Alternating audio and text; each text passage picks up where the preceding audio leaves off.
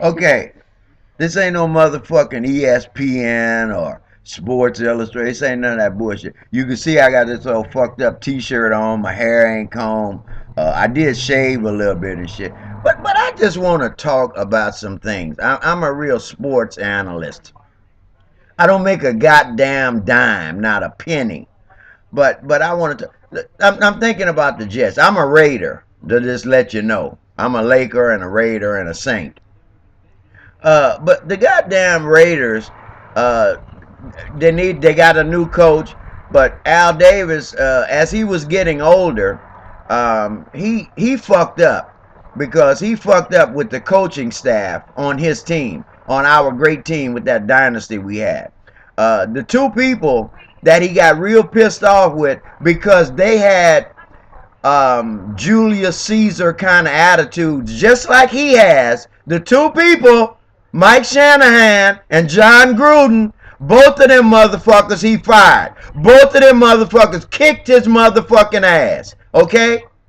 We had the teams that could have went just like we did in the 70s and the 80s, but I can't get mad at that. Al got a little old. He got a little past knowing everything about football like he used to know.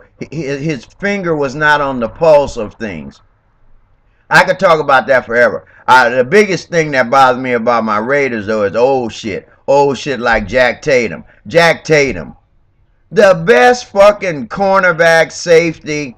I mean, this side of Ronnie Lott and Rod Woodson and Ed Reed and Brian Dawson and I mean they got a lot of great guys. But I mean Jack Tatum, that dude that played for Seattle too. He come out of UCLA. I forget his name. That was a bad monster. He only played a couple of years though. His knee got messed up or something. But Jack Tatum did what the law prescribed. He did his fucking job. Al Davis said, I don't want anybody to catch the ball or run the ball in your fucking area. Nobody caught the ball or ran the ball in his fucking area. If they did, he fucked them up. He never hit anybody cheap shot. You never heard any player say that Jack Tatum hit him a bad cheap shot. Never, ever, ever. I'm just talking about old dude. I want to talk about Shannon Sharp, who's a great Hall of Famer, great guy. But let me tell you something, buddies. Let me tell you guys something if you don't know it. You see Sterling Sharp? Sterling Sharp is a motherfucker. He's a motherfucker. And you real motherfuckers know what I mean when I say a real motherfucker. Sterling Sharp catch the ball with one hand. He don't just catch it. He catch that motherfucker like Dr. J. He catch it with one hand, squeeze the shit out of it, and bust somebody in the mouth if they be close to him. And go into the end zone. Sometimes I think Sterling Sharp would slow down to let a motherfucker get close to him so he could crack the shit out of him. Yeah, let me just tell you, I'll bring up some old dudes, though, and tell you about that. But let's talk about today. The fucking Jets, they got this quarterback controversy. I don't know. Sanchez, I love him. He's from USC. You know I'm partial. I'm here in L.A. I'm from New Orleans, though. But I love Sanchez. But Ryan is probably more of a defensive coach. He's in big trouble now because Darrelle Revis is out. So that's. But with Santonio Holmes being out, Sanchez got nobody to throw the ball to. I don't like the play calls anyway that the Jets have. I really don't. I really don't. They need somebody to pound the fucking ball over the tackle. They need some people to pound the ball, and then they could get the ball some wide outs. I don't know about Plaxico Burress. I would call him up. I would have him in camp. He's played there already. He is a better than good wide receiver. I think that he could go to the Hall of Fame. If he went to the Jets and played another 3 years and played up to his capabilities, he would be a Hall of Fame candidate. I know he had the thing, he shot himself in the club and all that shit happened like that. I don't know. Maybe Ryan don't call him because he has some problems. Maybe some problems off the field. On the field, he can play football. How much worse could he be than Dez Bryant? How much worse than he could be than that crazy T.O.? Now it's a little. I ain't getting too hard on T.O. because T.O. is a big problem off the field, but on the field, boy, that T.O. is a motherfucker. Yeah, T.O. can play football on the field. I don't know what the hell happened in Seattle. I thought, and with my boy Pete Carroll, I thought for sure. I said, boy, they going straight to the Super Bowl. Straight to the Super Bowl with T.O. T.O. would have, man, if he'd have played like the old T.O., because they might go to the Super Bowl anyway, Seattle. But I don't know what happened with T.O. in Seattle.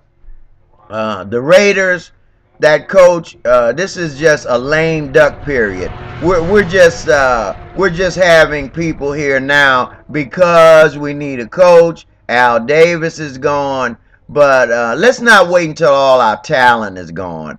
Goddamn, nobody knows. Look at me. Look at how fucked up I look. I mean, you know, but I should be coaching the Raiders. I just need to. I get somebody in there with some X's and O's. We can do this thing here.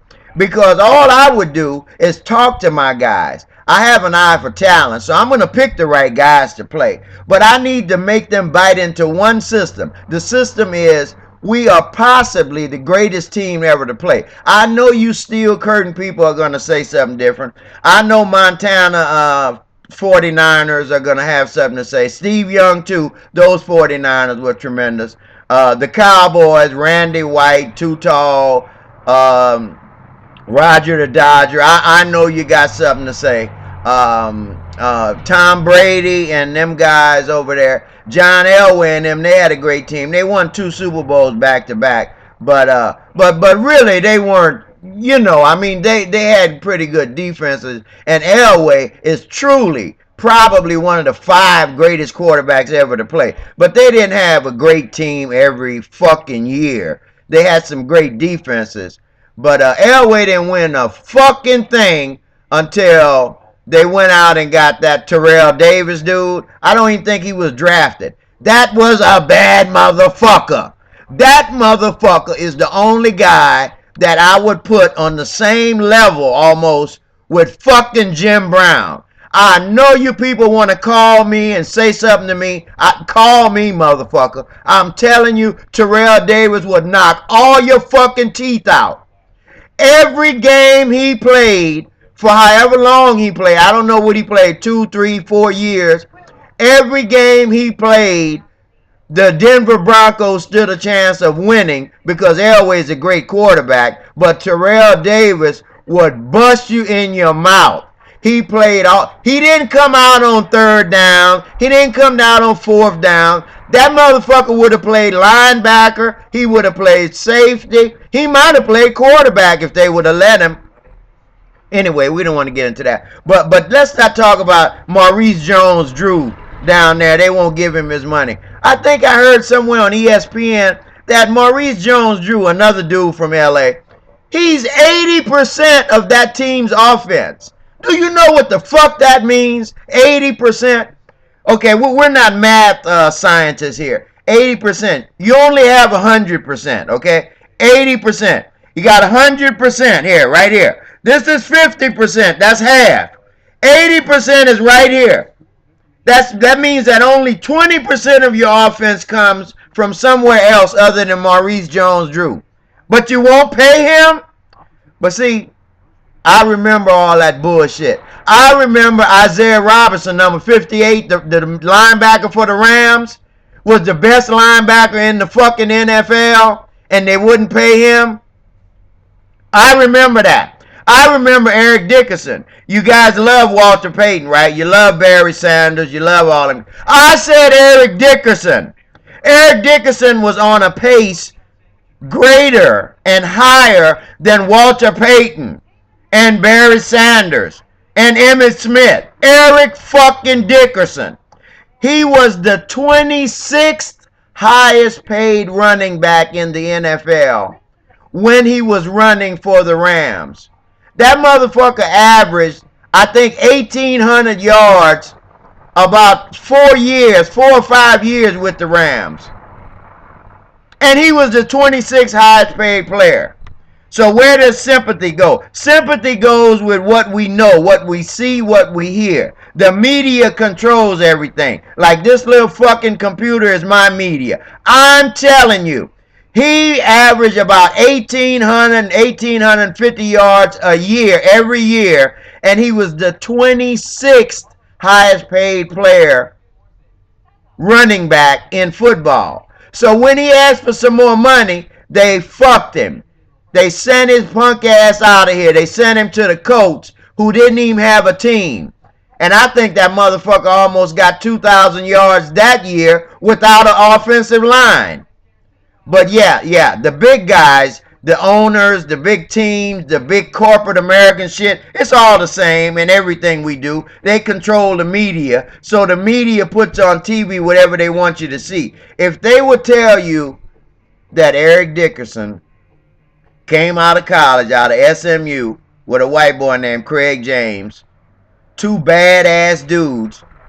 Eric Dickerson came right to the Rams with his little Jerry curl, and that motherfucker ran over, around, through, and faster than anybody I ever saw, except maybe O.J. Simpson.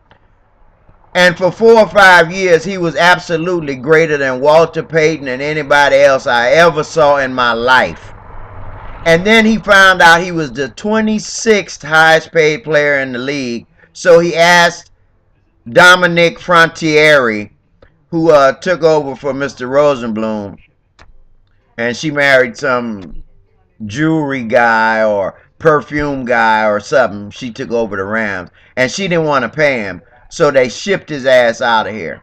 One of the greatest guys to ever play football. And then they fucked his career up. They fucked his career up. They sent him somewhere. And back in them days, you really didn't have no say in where you were going anyway. You just be glad to be getting a paycheck.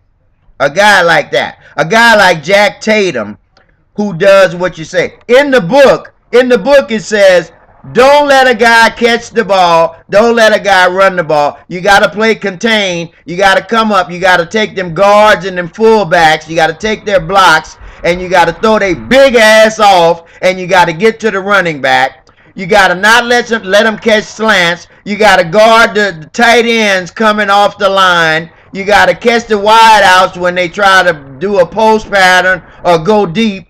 And if they do catch the ball, you got to make sure you're the last option. They can't score a touchdown. You got to be a sure tackler. You got to put some fear in their motherfucking ass. You got to crack that ass. And he did every fucking thing I just said to you.